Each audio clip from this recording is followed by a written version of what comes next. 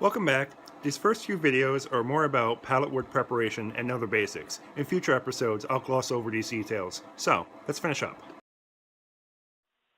I started by sanding down the plank. I had experimented with the planer, but the results weren't very favorable. I think I need to replace the blades. It is secondhand, so it might need some attention. My light-colored wood putty was dried out. I substituted a dark-colored one that I had laying around the shop. Like I said last time, this is just going on the back of my couch, so a little detail like the filler really isn't a big deal to me.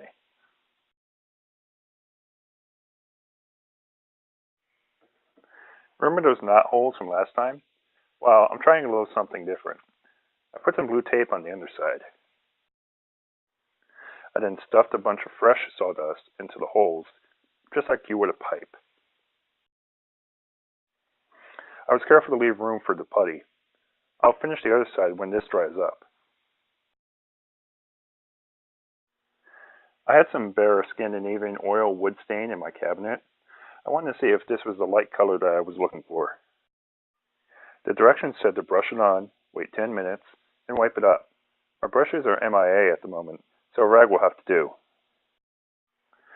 10 minutes later, I wiped it up. Oops, the filler stained. Nothing a little sanding can't cure. It doesn't look too bad. If I find my brushes, I'll be sure to go heavier like I did on the end here. Now, unfortunately, as you can tell by my breath, it's 32 degrees, and I have to take the board inside to allow the wood filler and the little bit of stain that I do have on there to dry properly. If you don't, it could end up improperly drying and becoming tacky, and then you have to sand it down and try again. It's not really good when you're trying to do a nice project. I began to sand the dried filler. You want to remember to go at a slower speed. You don't want to sand off all your filler. My sawdust idea worked for the most part. The one hole needs more filler, but as you can see, it sanded smooth. I reapplied the filler and started on the other side. I intentionally let the wet filler get on the work surface to show you what not to do. I finally pulled the tape away from the bottom. Not too bad. I took off the top 1/16 of an inch of dust.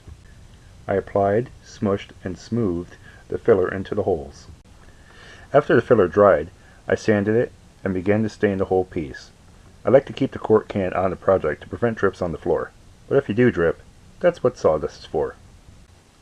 After wiping and drying, this is the final piece.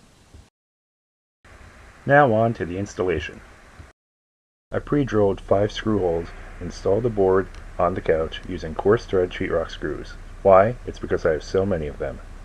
A little test? Success! Thanks for joining me on this example of a simple pallet build. I'd like to thank my sponsor, Lucky 17 Studio, for some of the filming equipment, and Charles Rossi for some of the tools and suggestions. If you like my videos, please subscribe to my channel. Until next build, I'm the Oddnight Builder.